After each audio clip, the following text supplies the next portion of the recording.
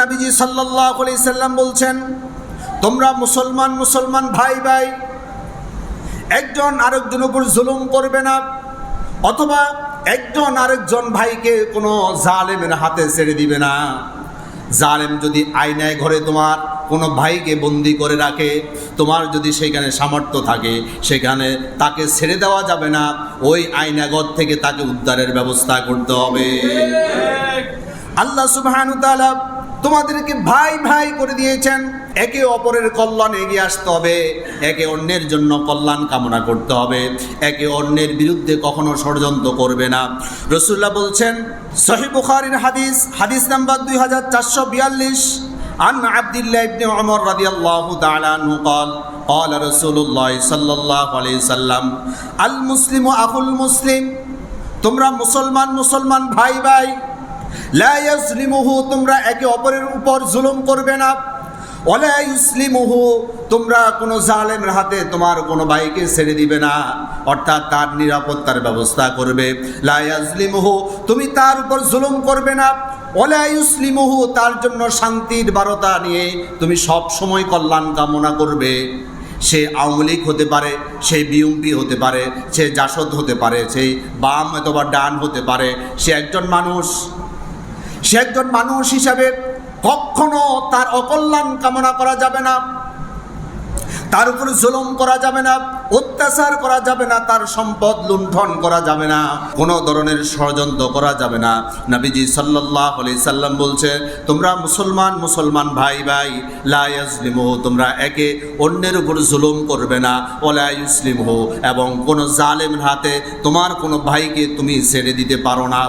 Oman কানা ফি হাজাতি আখিহি, কোনো ভাইয়ের তুমি যদি একটা হাজত পূর্ণ করে দাও, একটা প্রয়োজন মিটিয়ে দাও, একটা সমস্যা সমাধান করে দাও, কানাল্লাহু ফি হাজাতিহি, আল্লাহ সুবহানাহু ওয়া তাআলা নিজ দায়িত্বে তোমার প্রয়োজন মিটিয়ে দিবে। শুধু তাই নয়, নবীজি সাল্লাল্লাহু আলাইহি সাল্লাম বলছে, তোমরা বেশি করে মানুষের কল্যাণে এগিয়ে আসো, মানবতার কল্যাণে নিজেকে উজাড় করে দাও। যদি তুমি এইভাবে তোমার জীবনকে সাজাতে পারো, মানব কল্যাণমুখী তুমি যদি জীবনযাত্রা গঠন করতে পারো, আল্লাহ সুবহানাহু ওয়া তাআলা তোমার অপমৃত্যু থেকে তোমার জীবনকে বাঁচিয়ে দিবে। প্রত্যেকে আমরা মৃত্যুবরণ করব। মৃত্যু কারোর জন্য ভালো মৃত্যু আসে, আবার কারোর জন্য খারাপ মৃত্যু হয়ে আসে। এটা আমাদের প্রত্যেককে বিশ্বাস রাখতে হবে যে ভালো মৃত্যু আর খারাপ মৃত্যু উভয় আল্লাহর পক্ষ থেকে আসে। কার পক্ষ থেকে? আল্লাহর কাছে। এই জন্য সবসময় আমাদেরকে দোয়া করতে হবে, আল্লাহ যাতে করে বেজ্জতি, জিল্লতি এবং অপমানিতকর মৃত্যু থেকে আমাদেরকে আল্লাহ তাআলা হেফাজত করে। আমরা বলি আমিন। নবী করিম সাল্লাল্লাহু আলাইহি সাল্লাম বলছেন, কেউ যদি মানুষের কল্যাণে কাজ করে, নিঃস্বার্থে, কোনো স্বার্থ সিদ্ধি চরিতার্থ করার জন্য কেউ যদি মানুষের কল্যাণ করে বা কল্যাণে এগিয়ে আসে, এটা আল্লাহর কাছে ধর্তব্য হবে না। নিঃস্বার্থে, আমরা তো কেউ দলীয় স্বার্থে ভালো কাজ করি, কেউ ভোটের স্বার্থে করি, কেউ জনগণকে ধোঁকা দেওয়ার জন্য করি, কেউ ফেসবুকে সেলফি তোলার জন্য করি, কেউ জনগণের চোখের মধ্যে ধুলা দেওয়ার জন্য করি। এভাবে আমাদের সমাজে এরকম কিছু অসুস্থ প্রতিযোগিতা করার মানুষ আছে না নাই? এদের কথা বলছে না রাসূলুল্লাহ। রাসূল পাক সাল্লাল্লাহু আলাইহি ওয়াসাল্লাম বলছে, যারা নিঃস্বার্থে এবং আল্লাহর জন্য, দ্বীনের জন্য, ইসলামের জন্য মানব কল্যাণে কাজ করে, আল্লাহ সুবহানাহু ওয়া তাআলা তাদেরকে গ্যারান্টি দিচ্ছে, তাদেরকে অপমৃত্যু থেকে আল্লাহ তাআলা হেফাজত করবে। সুবহানাল্লাহ। রাসূলের হাদিস শুনুন, সহিহুল জামির হাদিস নাম্বার 3760। আন আবি সাঈদ আল-খুদরি রাদিয়াল্লাহু তাআলা আনহু قال قال رسول الله صلى الله عليه وسلم صدقة السر تطفئ غضب الرب وصلة الرحم تزيد في العمر وفعل المعروف يقي مصارع السوء। অর্থাৎ নবীজি সাল্লাল্লাহু আলাইহি সাল্লাম বলছেন, সাদাকাতুস সিররি তুতফিউ গদবের রব্বি, গোপনে কোনো আল্লাহর বান্দা যখন দান করে, ওই গোপন দান আল্লাহর রাগকে প্রশমিত করে। সুবহানাল্লাহ। কোনো কারণে আপনার কোনো ভুলের কারণে, কোনো পাপাচারীর কারণে আল্লাহ তাআলা আপনার উপর খুব রাগান্বিত, আপনার জন্য আল্লাহর পক্ষ থেকে কোনো একটা শাস্তি বাজেট হয়ে আছে, সময় সাপেক্ষে আল্লাহ তাআলা অর্ডার করবে, সাথে সাথে আপনাকে সে শাস্তি পেয়ে বসবে। এই মুহূর্তে আপনি যদি গোপনে আল্লাহর রাস্তায় কিছু দান করে দেন, সদকা করে দেন, নবী করিম সাল্লাল্লাহু আলাইহি সাল্লাম বলছেন পৃথিবীর কোনো শক্তি নাই আল্লাহর রাগকে ঠান্ডা করতে পারে, কিন্তু গোপনে যে ব্যক্তি দান করে এই গোপন দান আল্লাহর রাগকে ঠান্ডা করে দেয়। সুবহানাল্লাহ।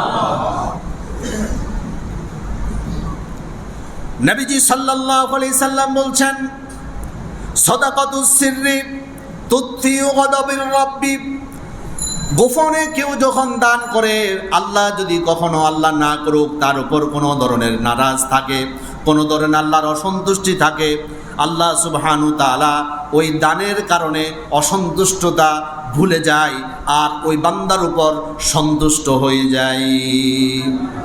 ওয়াসিলাতুর রাহিমি তাজিদু ফিল উমরি, যে ব্যক্তি তার আত্মীয়তার সম্পর্ক রক্ষা করে চলে, আত্মীয়দের সাথে ভালো ব্যবহার করে, আত্মীয়তার সম্পর্ক অটুট অক্ষুণ্ণ রাখে, তাজিদু ফিল উমরি, আল্লাহ তাআলা তার হায়াতকে বৃদ্ধি করে দেয়।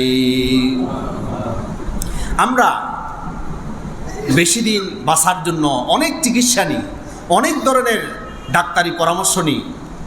এখন তো আমরা দেখতে পাই ফজর নামাজ পড়ে অনেকে দেখা যায় ফজর পড়ুক আর না পড়ুক ঘুম থেকে উঠে দৌড়াদৌড়ি শুরু করে ডায়াবেটিস থেকে বাঁচার জন্য, হায়াতকে একটু লম্বা করার জন্য।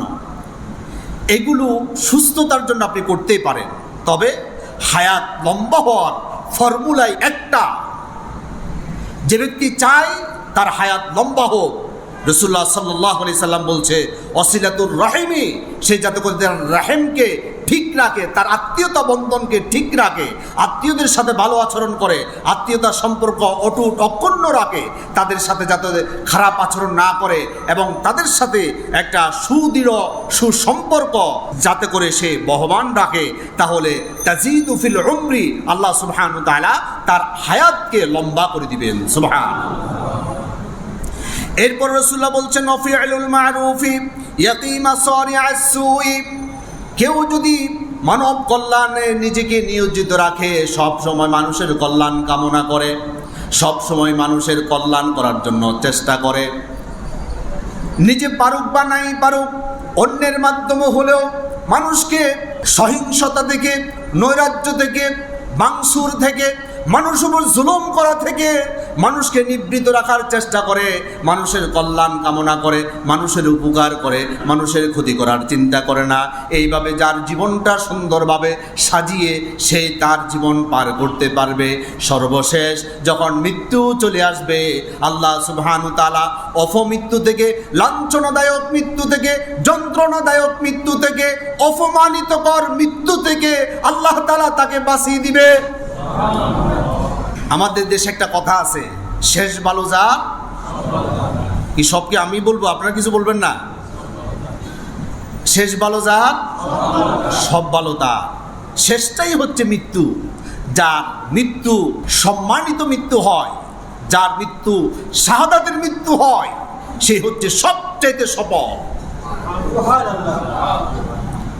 নবী করিম সাল্লাল্লাহু আলাইহি সাল্লাম বলছেন ওয়াফিউল মারুফ ইয়াকি মাসারিআস সুই, যে ব্যক্তি নাকি মানুষের কল্যাণ কামনা করে, মানুষের উপকার করে, মানুষের জন্য সব সময় তার চিন্তার ভিতরে উপকার এবং সাহায্যের ধারণা রাখে, আল্লাহ তাআলা তার মৃত্যুটা অপমৃত্যু থেকে রব্বুল আলামিন হেফাজত করে দিবে।